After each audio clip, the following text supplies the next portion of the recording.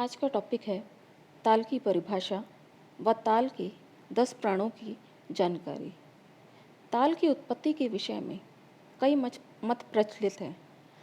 भरत मुनि के अनुसार संगीत में काल नापने के साधन को ताल कहते हैं। जिस प्रकार भाषा में व्याकरण की ज़रूरत होती है, उसी प्रकार संगीत में ताल की ज़रूरत होती है। संगीत रत्नाकर के अनुसार ताल वह है जो नृत्य, वाद्य तथा गीत को व्यवस्थित करता है तथा स्थिरता प्रदान करता है। एक अन्य मतानुसार शिव के तांडव नृत्य से ता तथा स्त्री के लास्य से ल वर्णों के संयोग से ताल शब्द बना है। भारतीय संगीत में ताल परंपरा प्राचीन काल से ही चली आ रही है। ताल लय को दर्शाने की क्रिया है। संगीत में विभिन्न स्वरों के बीच जो अंतराल होता है, उसको नापने के लिए ताल की क्रिया आरंभ होती है। लय का विस्तार समस्त सृष्टि में पाया जाता है। गति ही लय का प्रमुख लक्षण है। लय के जन्म के साथ ही उसको दर्शाने के लिए किसी क्रिया की आवश्यकता महसूस हुई और ताल का जन्म हुआ। लय को काल तथा क्रिया से नियंत्रित करने पर ताल का उद्भव होता है। लय अपने आप में अखंडित तथा व्यापक है।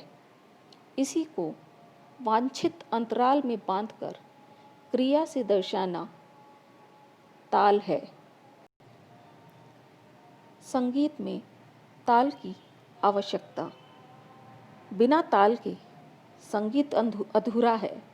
संगीत में छंद तथा ताल ही वास्तव में स्वरों को गति प्रदान करते हैं। ताल ही संगीत में विभिन्न सौंदर्यपूर्ण चलन शैलियों का विकास करता है। तालों में गतिभेद अर्थात विलंबित, मध्य और द्रुत लय के द्वारा रस निष्पत्ति संभव है। करुण, श्रृंगार आदि रसों के लिए ताल की विभिन्न गतियों का बड़ा महत्व है। ताल संगीत को अनुशासित कर उसके सुगठित रूप को चमत्कारिता और श्रोताओं को आत्मविभोर करता है। यह ताल ही है जिसके द्वारा प्राचीन तथा वर्तमान संगीत को स्वर तथा बोल लिपि द्वारा भविष्य के लिए सुरक्षित रखना संभव हुआ है। हर ताल में 10 बातें अवश्य होती है। इन 10 तत्वों को ताल के 10 प्राण कहा जाता है। पहला है काल। काल का अर्थ है समय। सारा संसार काल के अधीन है। संगीत में जो समय लगता है उसे काल कहा जाता है। काल से ही तालों, तानों, मात्राओं आदि की रचना होती है। सेकंड है क्रिया। किसी भी ताल की मात्राओं को गिनना क्रिया कहलाता है। ताली लगाना या हाथ पर मात्राओं को गिनना, यह सब क्रिया के अंतर्गत आता है। क्रिया 2 प्रकार की होती है, सशब्द क्रिया और निशब्द क्रिया। सशब्द क्रिया में ताल की मात्राओं की गिनती करते समय आवाज़ की जाती है या ताली लगाई जाती है। निशब्द क्रिया में मन ही मन या अंगुलियों पर बिना आवाज़ किए मात्राएं गिनी जाती हैं। थर्ड है कला। ताल में काल की इकाई को कला कहा जाता है। कला का अर्थ है अवयव। इस अवयव को मात्रा कहते हैं। इसी के आधार पर विभाग बनते हैं। फोर्थ है मार्ग। निश्चित काल से युक्त मात्राओं के समूह को मार्ग कहते हैं। ताल की प्रथम मात्रा से अंतिम मात्रा की दूरी मार्ग के अंतर्गत आती है। 5वां पॉइंट है अंग। ताल के समय में जो भिन्न भिन्न भाग होते हैं वे अंग कहलाते हैं। अंग में वर्णों का समय तथा मात्राएं निर्धारित की जाती हैं। अंग 6 प्रकार के हैं। इनके नाम निम्न हैं: अनुद्रुत, द्रुत, लघु, गुरु, प्लुत, काकपद। 6th पॉइंट है यति। लय के चाल के क्रम को यति कहा जाता है। लय की प्रयोग विधि को यति कहते हैं। यति के 5 प्रकार माने गए हैं। फर्स्ट है समा, आरंभ, मध्य तथा अंत में समान लय से प्रयुक्त होना समा यति है। सेकेंड है स्रोतोगता। आदि में विलंबित, मध्य लय तथा अंत में द्रुत लय हो तो उसे स्रोतोगता यति कहा जाता है। थर्ड है मृदंगा। जिसके आरंभ तथा अंत में द्रुत लय और बीच में मध्य लय हो तो वह मृदंगा यति कहलाता है। फोर्थ है पिपीलिका। जब आदि तथा अंत में विलंबित लय हो तथा बीच में द्रुत लय हो तो वह पिपीलिका यति होगी।